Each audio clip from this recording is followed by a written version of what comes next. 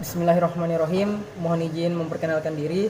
Nindya Praja Rahmat Panca Ramadan dari kelas G5 kelompok 6. Pada kesempatan ini saya akan menguraikan sedikit terkait dengan algoritma penjadwalan.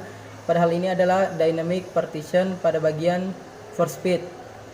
Sebagaimana kita ketahui bahwa force feed adalah algoritma untuk alokasi memori yang mengalokasikan memori proses pada lubang pertama yang cukup. Pencarian biasanya dimulai dari lubang pertama.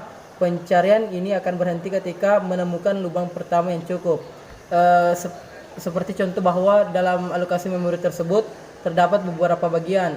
Nah, pada hal ini jika alokasi memori pertama dalam lubang atau kotak pertama itu cukup, maka disitulah yang bisa digunakan untuk penyimpanannya. Kurang lebih seperti itu. Terima kasih.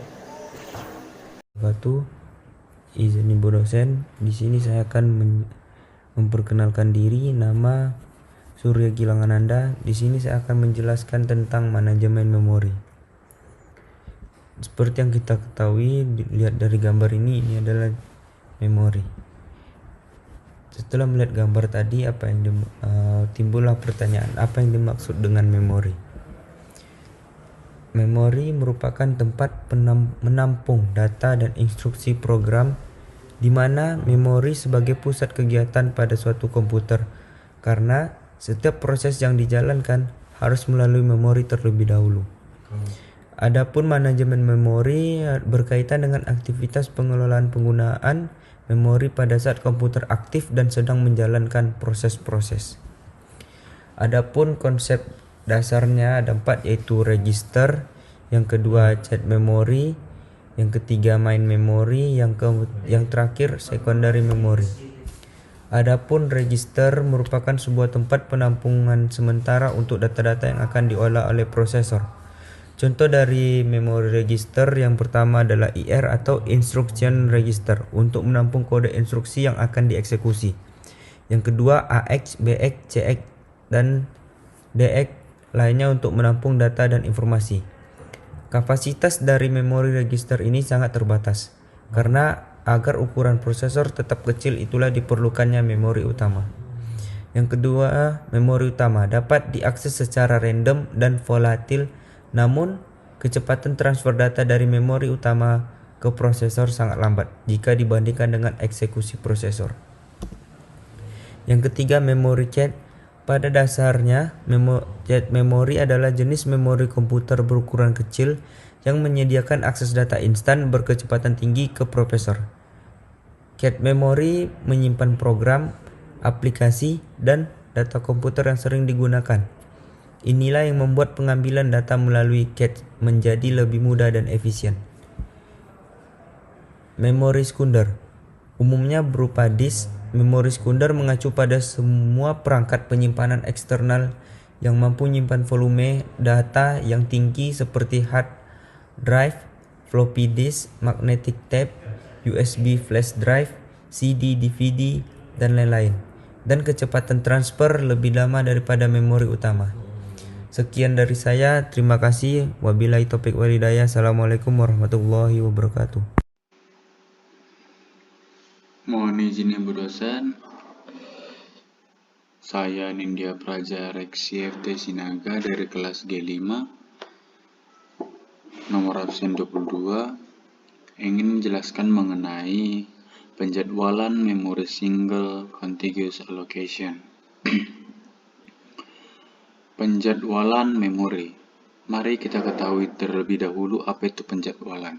Penjadwalan merupakan kumpulan kebijaksanaan pada sistem operasi yang berkaitan dengan urutan kerja yang dilakukan sistem komputer. Memori adalah perangkat atau sistem yang digunakan untuk menyimpan informasi untuk penggunaan langsung dalam komputer atau perangkat keras elektronik digital yang terkait. Kata memori sinonim dengan penyimpanan. Dalam pengalokasian memori contiguous allocation, pada multi-programming memori utama harus mengalokasikan tempat untuk sistem operasi, dan beberapa user proses memori harus mengakomodasi baik operation system dan proses user. Memori dibagi dua, yaitu untuk OS yang resident, untuk proses user. Ada dua tipe contiguous allocation. Yang pertama single partition, yang kedua multiple partition. Single contiguous allocation yaitu suatu teknik pembagian memori yang digunakan untuk sistem operasi atau operation system dan lainnya untuk program dan data, sehingga hanya punya satu pembatas antara sistem operasi dengan instruksi program. Sistem operasi program dan data tidak terpakai. Jenis SCA. Yang pertama adalah single partition atau alamat pertama memori dialokasikan untuk suatu proses adalah alamat setelah alamat yang dialokasikan untuk proses sebelumnya. Kemudian ada multiple partition, adalah di mana sistem operasi menyimpan informasi tentang semua bagian memori yang tersedia untuk digunakan atau biasa disebut whole. Terdapat dua skema, yaitu partisi tetap atau fixed partition, yang kedua partisi dinamis atau variable partition. Mungkin itu saja yang bisa saya jelaskan. Terima kasih. Assalamualaikum warahmatullahi wabarakatuh. Izin memperkenalkan diri, nama Wafiuddin, NPP 30.1601, asal pendaftaran Kalimantan Utara. Di sini saya akan menjelaskan tentang partition allocation. Untuk mengatasi kelemahan SCA, maka dibuatlah sistem pembagian memori dalam bentuk partisi-partisi. Memori disekat atau dibagi ke dalam beberapa ruangan atau partisi. Ada dua teknik pembentukan partisi, yaitu static dan dinamik. Static partition allocation dan dynamic partition allocation. Nah, kelebihan dari partition allocation adalah dapat digunakan untuk kasus multiprogramming, terus mengurangi terjadinya fragmentasi dan mengurangi waiting time. Tapi di balik kelebihannya terdapat kelemahannya. Kelemahannya adalah kinerja prosesor menjadi lambat. Setelah itu banyak terjadi fragmentasi internal karena penggunaan partisi tidak optimal. Lalu pekerjaan SO menjadi lebih rumit. Nah, sini saya akan menjelaskan ciri-ciri static partition allocation. Yang pertama itu pembentukan partisi sebelum terjadinya pengalokasian job. Setelah itu jumlah dan ukuran partisinya tetap. Lalu satu job hanya dalam satu partisi. Satu partisi hanya untuk satu job. Dan kemungkinan fragmentasi sangat besar. Job kurang besar partisi. Baik, perkenalkan nama saya Reften Manik, NPP 306427 dari kelas G5. Di sini saya akan menjelaskan best fit. Best fit atau memilih blok yang paling sesuai. Dalam rinciannya, proses yang akan dialokasikan pada ruang memori yang cukup dengan hole terkecil. Pencarian dimulai dari awal dan akan berhenti jika ditemukan lokasi terkecil pertama yang cukup untuk menempatkan proses tersebut. Contoh, proses memerlukan 8 byte memori dengan ruang memori tersebut P1 sama dengan 6, P2 sama dengan 10, P3 sama dengan 8, P4 sama dengan 16. Selesaikan dengan cara best fit. Proses memerlukan 8 byte memori dengan ruang memori tersebut 6, 10, 8, dan 16. Apakah 8 byte bisa dimasukkan ke 6? Tentu saja tidak. Apakah bisa dimasukkan ke 10?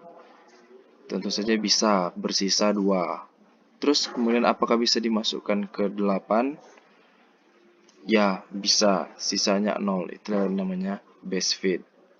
X memerlukan ruang memori 8, sedangkan ruang memori pertama hanya mempunyai 6. Ruang memori kedua hanya memiliki 10. Ruang memori ketiga mempunyai 8, maka X dimasukkan ke ruang memori ketiga. Karena ruang memori ketiga lah yang memiliki sisa ruang memori yang paling sedikit, yaitu 0. Saya rasa hanya dapat itu yang saya dapat jelaskan. Terima kasih. Perkenalkan, saya Okta Branson dari kelompok 5. Di sini saya akan menjelaskan apa itu worst fit.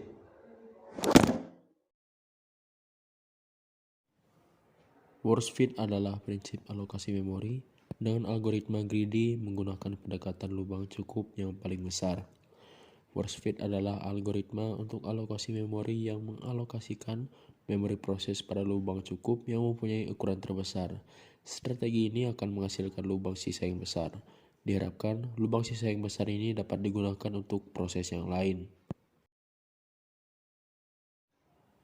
Pencarian worst fit dimulai dari awal dan akan berhenti jika ditemukan lokasi yang paling besar yang cukup untuk mendapatkan proses tersebut.